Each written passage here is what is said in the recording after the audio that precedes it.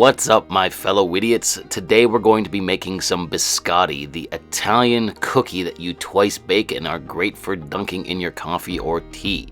So the first thing we're going to do is pour 3 1/4 cups of all-purpose flour into a mixing bowl, and then get out a second mixing bowl because we're going to deal with some sugar and eggs. So start off by pouring in 1 1/2 cups of white granulated sugar into the bowl, and then crack in 3 large eggs that you left to sit out at room temperature just for like 20-25 minutes. From there, you'll want to get out your electric mixer and mix this all together until the eggs and sugar are thoroughly combined. They're going to have a consistency looking something like that.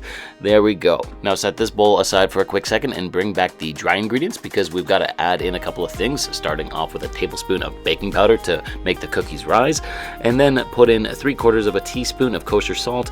Get out your trusty whisk and whisk all of the dry ingredients together. Go get your wet ingredients back and then pour the contents of your dry ingredients bowl into the wet ingredients, and then we're additionally going to add in 3/4 of a cup of melted unsalted butter. You're then going to use your electric mixer to mix everything together for the next 2 to 3 minutes until you get a cookie dough out of it. That's the consistency that you're going to get because, hey, this biscotti is really just a big cookie. As you can see here, let me give you a close-up shot. Like, it's a perfect looking cookie dough. It's crumbly, but you know, it's a little bit moist so that like when you squeeze it, it forms together, so it'll form into a nice cookie, a big cookie when we make it. But yeah, that's the consistency that you're looking for. Now it's at this point in time I'm going to go get my other bowl back because we're going to divide the dough in half. And as you can see, Rose wanted to help me. She wanted to try the dough at this point in time, but I told her to be patient and try it at the end. But yeah, I'm going to divide the dough in half. The reason is biscottis are super customizable. You can use a ton of different ingredients in them, so I'm going to make 2 different biscottis. The first one, I am going to add in a teaspoon of orange extract. Just there we go, eyeball it. I am then going to add in about a cup of dried cranberries and then a 1/2 cup of sliced almonds. I'm then going to use my electric mixer and mix this all together and fling a bunch of the ingredients out. So maybe just get in there and knead it and mix it all together with your hands. That's probably the better bet. From there, go get out a parchment-lined baking sheet, and we're going to take the cookie dough, the biscotti dough out, and we're going to form it into a flat rectangular shape. You want it to be about 12 to 14 inches in length, and you want to spread it out so that it's about 3 inches wide, give or take, like what I'm doing here. It's going to rise a little bit as a biscotti, but that's the general shape you want. Let's set that aside for a moment and go back to the other dough because this one's going to be a little bit more straightforward. Let's add in some vanilla extract. I still haven't purchased some more vanilla paste. I really got to get on that. So like a teaspoon of vanilla extract and then a cup of semi-sweet chocolate chips. Hold on, Rose wanted a couple. There we go. So add the chocolate chips in. Oh, one left for me. And then similarly just mix them together with your electric mixer. It didn't fling any ingredients out this time. Last but not least, we got to form this one again into that rectangular shape. So again, like 12 to 14 inches in length, 3-ish inches wide, and just form it into a rectangle. And now really the only thing to do is bake these. And speaking of baking them, preheat your oven to 350 degrees Fahrenheit and bake these for the next 30 to 40 minutes until they come out slightly risen and just starting to turn just a slight shade of golden brown. As you can see here, that's what you're looking for. They look quite nice too. Oh man. Oh, they smell really good too, like the chocolate chips and the orange smell off of the other one. Oh, these are going to be good. These are going to be good. So before we cut these up, because you do have to cut biscottis up, we have to let these cool down for like an hour or 2.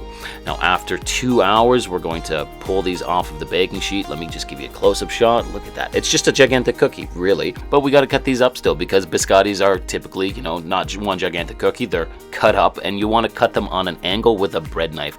The cookie is pretty thick and dense, but we still need to bake these a second time to dry them out. That's the whole thing with a biscotti. You dry them out with a second baking, but look at that. They look really good. So continue to cut these up until you've cut both of your biscottis up. Throw them back on your parchment-lined baking sheet, and we're going to again throw these in an oven preheated at 350 degrees Fahrenheit for 10 minutes per side. So 10 minutes, flip them all and bake for another 10 minutes. That's going to bake them and dry them out a little bit more and make them look like that. They don't look much different, maybe slightly more golden brown, but they've definitely hardened up a little bit more, and They smell awesome. So now all we have to do is let these cool down for the next hour to 2 hours before we go in and try them. That's always the worst part about baking something delicious, is waiting for them to cool down. So let me give you a close-up shot of the chocolate chip one first here. Look at that. The chocolate chips look nice. The biscotti's got a nice angular cut on them, as you would expect from a biscotti. These turned out really good. Like, I'm really happy with how they turned out. They're super easy to make. So let me just give you a quick close-up shot of the orange, almond, and cranberry one. Again, they look really good. And you know, I'm really looking forward to trying this one. Like, I think the flavors are going to be really nice. They're all going to complement each other. But there you go. That's a biscotti. So I'm just going to pick this one. Is that the one I want? And there we go. That one. That's the one I want for the taste test. So one of each, because I made 2 different ones. Better try them both. All right, let me just set the baking sheet aside. And I'm going to go brew a coffee. Give me 2 seconds here. I put it in my favorite mug. If there's any hockey fans out there, make your comments.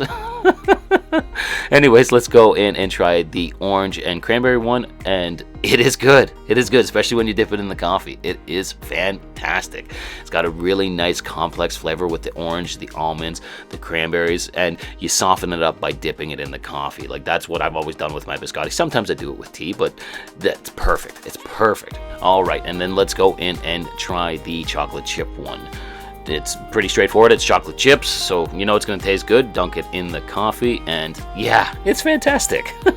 Oh man, biscottis are super easy to make, and they were just so good, like just excellent.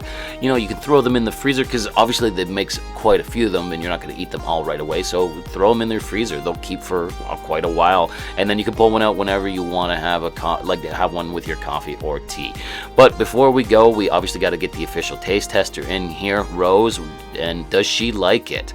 Oh yeah, there we go, of course. Yeah, she ended up eating a couple more. She tried this one too, but she was definitely more interested in the chocolate chip one. But let's call it there. Thanks for watching, guys. I hope you enjoyed what you saw. And if you did, drop me a comment, like the video, or subscribe to the channel. We'll see you again next time on Nitty Proof Cooking.